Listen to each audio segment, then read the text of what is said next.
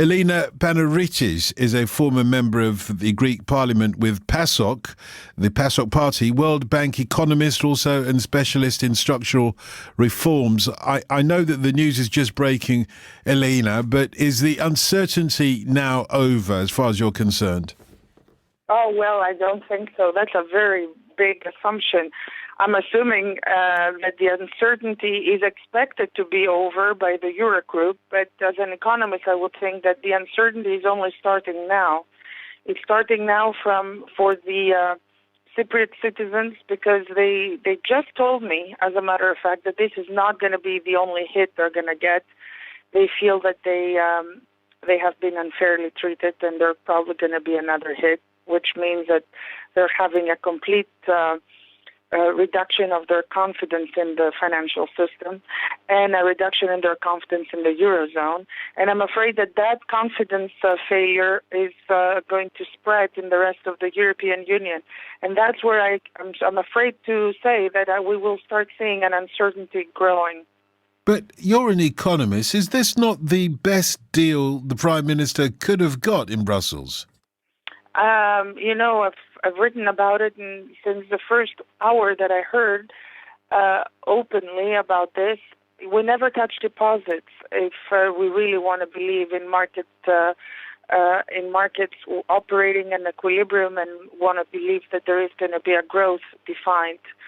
And having touched deposits, no matter how you want to dress it, no matter how you want to operate it, no matter how you want to do all these, wear it correctly,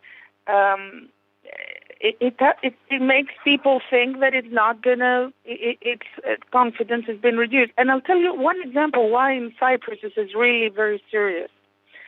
A lot of pension funds have their deposits in Popular Bank of Cyprus, the Laiki Bank, and of course these deposits are over 100,000. Can you imagine what will be the feeling of pensioners that have their deposits in these banks because the pension funds have their funds there? Also, the employees of, which is one of the biggest banks in Cyprus, the employees of Laiki and the pensioners of Laiki hold the fund in the bank, in the Popular Bank. What will happen to those? According to this structure, anything over 100,000 goes to the bad bank. So that means that people are going to lose about 70% of their pensions. That's far more than what has been lost in Greece. It was President Nikos Anastasiadis who went to Brussels to try and hammer out this deal. And no doubt he will give more details on the deal itself. Did he have any other option? Because he was facing the possibility, wasn't he, of Cyprus possibly being kicked out of the euro. Surely this deal, as painful as it is for many Cypriots, is still the best he could have come up with. Well, frankly, if you're caught between a rock and a hard place, I guess you're right.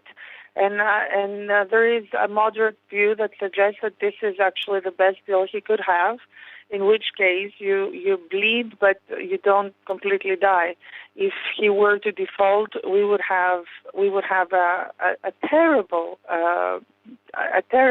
default, which would be unorderly, and it would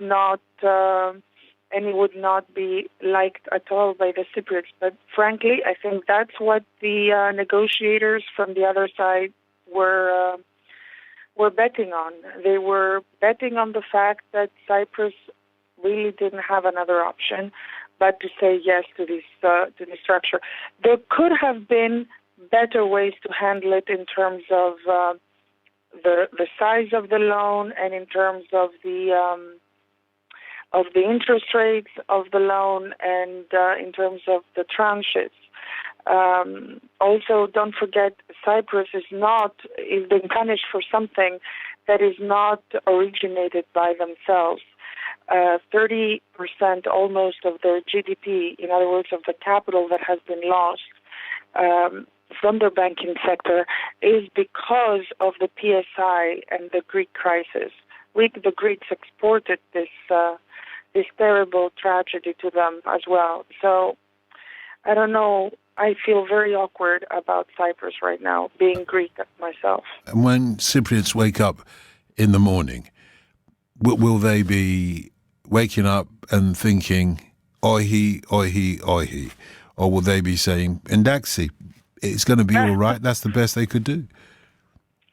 You know, I'm working with them for a period of time now, but I still cannot tell you what they will think. I already heard some people tell me that the original ohi, no, in other words, was a mistake. They should have said yes because, of course, the original deal was always better than the second deal. And then I also hear others telling me that why don't we just get out of the euro? And the people I'm talking about very big entrepreneurs, right, that they do have money in these banks, that are saying, let's get out of the euro and start afresh. The euro has not helped us, has only brought us pain. And frankly speaking, we don't understand what is our negotiating power by being within the Eurozone. And I don't know, it's a 50-50 outcome, I would say. I don't know how they will wake up tomorrow morning. Definitely not happy. Thank you very much for talking to us, Elena Panaritis, there, as I say, former member of the Greek